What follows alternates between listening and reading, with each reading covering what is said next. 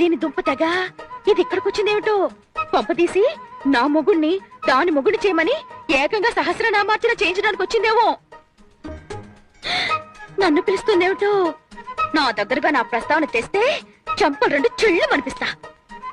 నమస్తే, నేను గుర్తున్నానా? మర్చిపోయే పని చేసావా నువ్వు? మీతో మాట్లాడాలి. ఏమిటో? మీ వారిని పెళ్లి చేసుకుందాం అనుకుంటున్నాను. ఓసిని అఘాత్యం కూలా, నీకు నా మొగుడే దొరికాడటే, పైగా నా మొగుడిని పెళ్లి చేసుకుంటానని నా దగ్గరే చెప్తావా? నీ గుడ్ల పీకేస్తా, నిన్ను నిలువునా పాతేస్తా. మీరిలా ఆవేశపడ్డంలో అర్థం ఉంది. అర్థమా? అర్థం ఉన్నారా? మీరు కోపం తెచ్చుకోకుండా నేను చెప్పేది వినండి, ఆ తర్వాత మీ ఇష్టం వచ్చినట్టు చేయండి. త్వరగా చెప్పాడు. నేను మధుని అంటే మా వారిని. ప్లీజ్ నేను చెప్పేది వినండి. నేను మధుని గాఢంగా ప్రేమించాను, పెళ్లి కూడా చేసుకోవాలనుకుంటున్నాను.